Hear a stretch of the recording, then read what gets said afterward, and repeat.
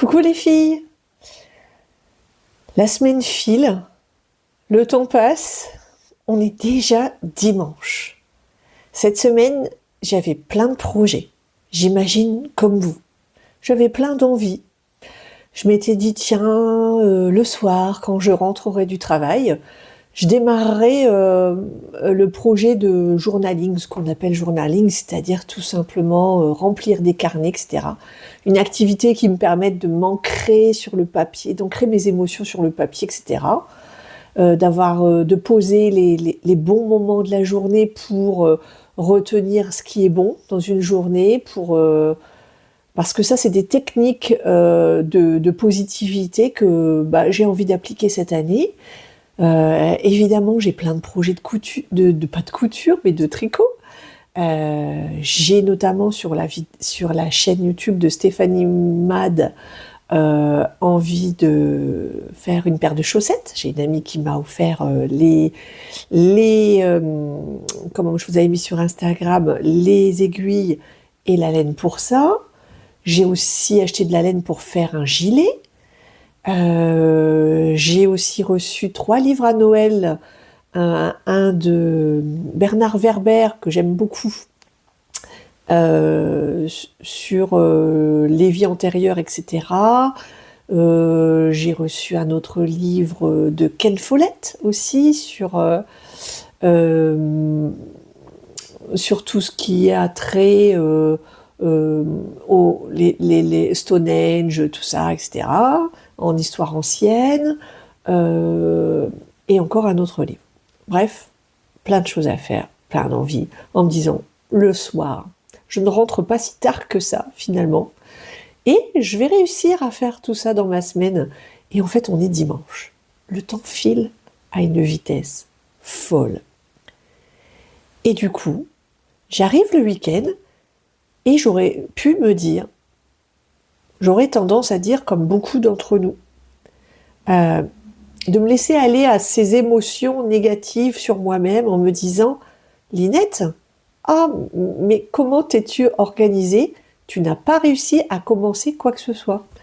Effectivement, aujourd'hui, je regarde, mes carnets sont toujours sur la table de la salle à manger, avec des jolis crayons autour.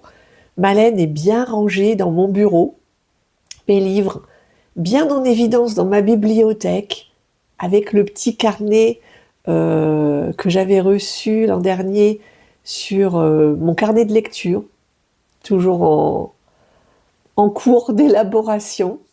Et là, je pourrais me dire, qu'as-tu fait de ta semaine?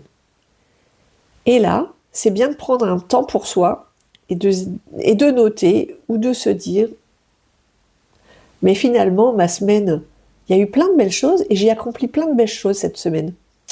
Et c'est ça qu'il faut retenir. Par exemple, j'ai participé à l'Assemblée Générale de l'association dont je m'occupe. Parce que ce que j'ai compris, ce qui est important dans notre vie, c'est pas ce qu'on n'a pas fait. C'est toutes les petites choses, les petits riens qu'on a accomplis toute la semaine, naturellement, sans se poser de questions, parce qu'on est dans le courant de la vie comme ça. Alors j'ai fait des gâteaux. J'ai réussi à faire 2 gâteaux. Pas par contrainte, mais parce que j'avais mon fils à la maison, un de mes fils à la maison cette semaine, et que j'avais envie que quand on rentre le soir, eh bien, on s'assoit ensemble et qu'on goûte ensemble avec un thé et un bon gâteau maison. J'ai réussi à faire 2 gâteaux. Pendant le temps de midi, je suis revenue chez moi parce que j'ai remarqué que quand je rentre chez moi, même si je mange en un quart d'heure, le fait de rester 45 minutes à la maison, ça coupe la journée, ça permet de prendre du recul, etc. Et j'ai réussi à prendre un quart d'heure à chaque fois pour lancer un gâteau. J'ai demandé à mon fils de le sortir du four, qu'il soit pas cramé pour le soir, et on s'est régalé comme ça. Ça nous a duré 2 jours chacun. J'ai pensé à mes anges. J'ai donné des graines. Ben oui, pensons à nos oiseaux dans les jardins. J'ai réussi à prendre un rendez-vous chez l'ophtalmo de mon fils, qui aujourd'hui, on peut dire, est un véritable exploit. Et je me suis rendu compte que je pouvais vivre sans café. Moi qui suis... vous me connaissez mon amour du thé, mais le matin, je suis une fille de ch'ti, petite fille de ch'ti, et il me faut mon bol de café et mon deuxième café à 9h que j'emporte à mon travail. Et j'ai une amie qui m'a offert du lupin torréfié, je vous en parlerai à l'occasion. Il y a 0 caféine dedans, ça a le goût du café, et en fait, j'ai complètement oublié que dans ma tasse, il n'y avait plus de café. Et je vis ça très bien. Et tous ces petits riens, toutes ces petites choses que personne ne voit, et que même nous, on a tendance à oublier, eh ben, il faut s'en rappeler. Et quand à la fin de la semaine, vous avez envie d'être contrarié contre vous-même, parce que vous n'avez pas atteint les objectifs qu'une mère parfaite, une femme parfaite, une personne parfaite qui travaille doit accomplir parce qu'on doit toujours être au top. C'est pas ça. C'est pas ça l'important. L'important, c'est les petits riens de la vie. Et je vous invite, si ça vous dit, à retenir ces petits riens.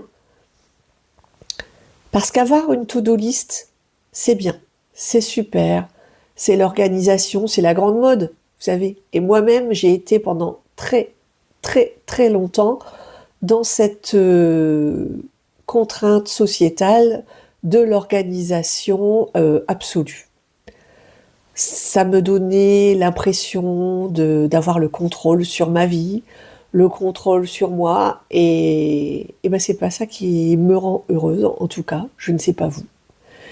Mais ce que ça m'invite à faire, en tout cas, après cette petite introspection toute bête, hein, toute banale, je veux dire, dans ce que je vous dis là, il n'y a absolument rien de révolutionnaire, c'est une invitation au lâcher-prise. Le lâcher-prise, c'est quelque chose contre laquelle je lutte depuis extrêmement longtemps, puisque j'ai toujours été dans le contrôle.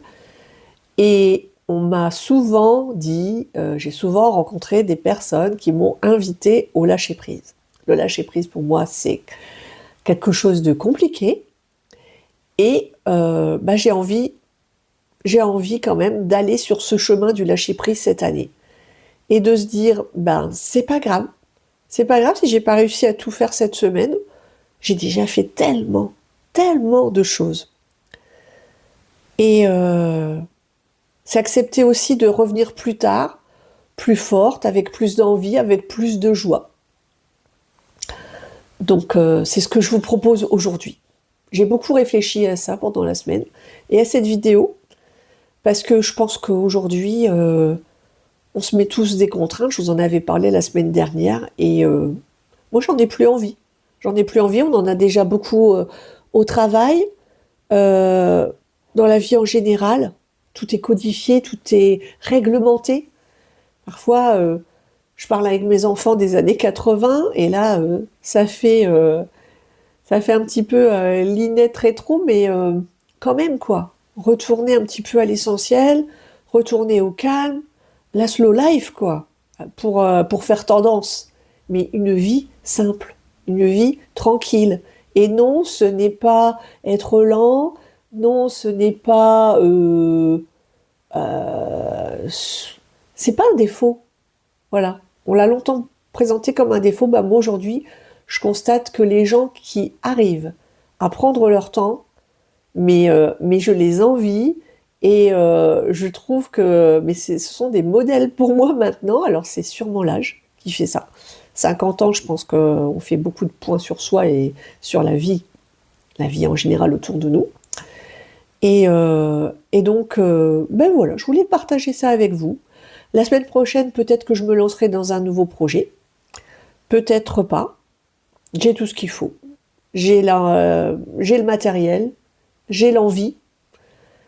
Et ça me donne déjà de la joie. Et c'est ça qui est bien, c'est repartir, non pas sur un regret, mais sur des envies.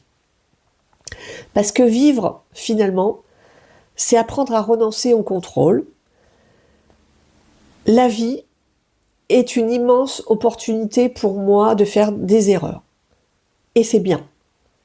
Continuer à faire des erreurs à 50 ans, c'est chouette. Se tromper, pas pour se juger, mais pour apprendre. Toujours apprendre sur soi-même. Et ça, c'est chouette. Et donc, voilà, une vidéo toute simple. Je ne sais pas si ça va faire écho en vous.